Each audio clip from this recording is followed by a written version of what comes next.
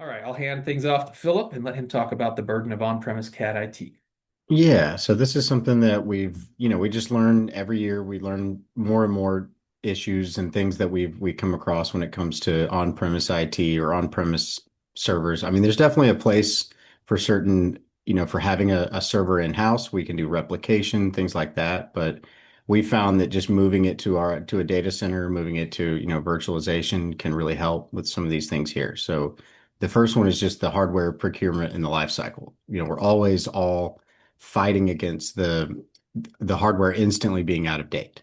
So you buy a server, you put it in, you spend all the money, put it in a rack in your office, and then all of a sudden it's out of date pretty quickly. So with the data center and the virtual model, we can keep that up to date a lot better. There's a lot of things like just that you need to keep up to date over time when it comes to, cybersecurity or cooling and all that kind of stuff. So it's much easier for us to plan in a data center that we can evergreen things and replace them, in a certain cycle. So we found that's a little bit easier if you do it that way. And then capacity, we just have a note here for capacity planning and scaling. Obviously, that's a big one. You just have to buy more storage or something like that if you have a server in your office.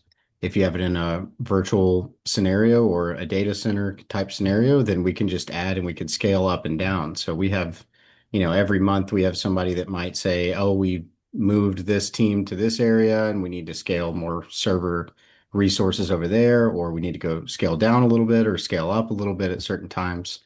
I think we all know in the engineering world, when there's project-based work, you can go up and down all the time. So it's really nice to be able to move things around in a virtual cloud environment. But And separately, but in the same breath, upgrading a server on-premise is way, way harder than it is in a data center because the data center servers are designed for modularity. They're designed to mhm. upscale RAM, CPU, storage, etc. Whereas if you have a physical server in a server rack, then in order to add more storage to it, you'll have to open it up, add a storage in one of the available bays, just a hard drive, and bring it into the RAID. And there's just all kinds of things that really complicate adding and scaling hardware for a physical server in your office. Yeah, I think it's nothing new. This is nothing new here, but you definitely want to be able to move quickly in the hardware and just the hardware IT world. And when you just buy a whole lot of hardware all at once and put it somewhere, it makes it really hard to move quickly and upgrade and change things over time. So we find by doing it in the cloud, you can really move a lot quicker and stay up to date and actually get the best performance. And this next point is really one of the most important points for me as someone who talks about these solutions every day, is the capital expenditure and budgeting aspect. Just being able to know that your cloud hosting bill is very static, it's not going to change month to month, is very important for budgeting and making these capital expenditures because you can go to a separate cloud hosting provider like an Azure, Microsoft Azure, or AWS or Google Cloud, and you can go and buy a cloud server and really take advantage of it. But then the hard part becomes really handling the billing and understanding what your cost is going to be month to month. So EpiGrid makes it very simple and has a fixed pricing schedule, I guess is the best way to say it, where all of your costs are fixed month to month or on an annual term, whatever you want. So Yeah, yeah. I think sorry, I'll just jump in that too. The key thing with budgeting there is that we found, and we've set it up on all kinds of different public clouds. There's private versions of those public clouds. We've set versions of PDM and things like that up before and manage, and you just can't predict. There's all kinds of different ways those are billed.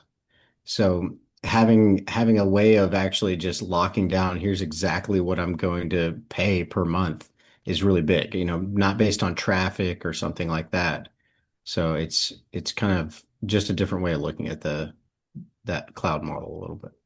And not to mention, when you purchase an on-premise server, like Philip said, it's almost instantly out of date, whether it's the operating Mhm. system, the CPU, the hardware, some other software, etc. It's going to be out of date, whereas that is going to incur costs just dealing with those upgrades alone.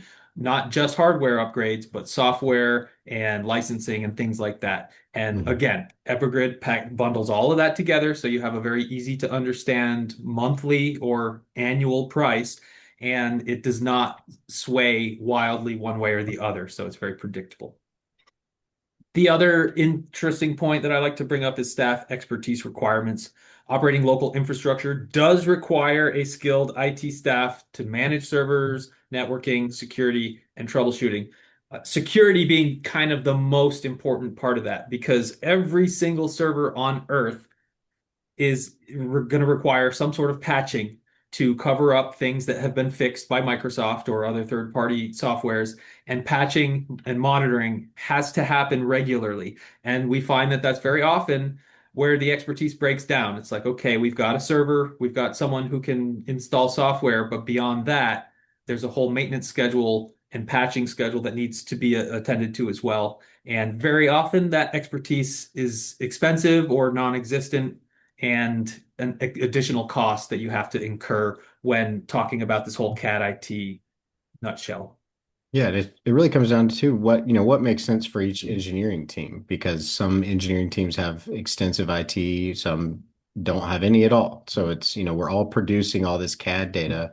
We're trying to collaborate with each other. We're trying to work quickly and automate everything these days, right? We're trying to fix, minimize downtime as much as possible. So do you want to be spending your time on that?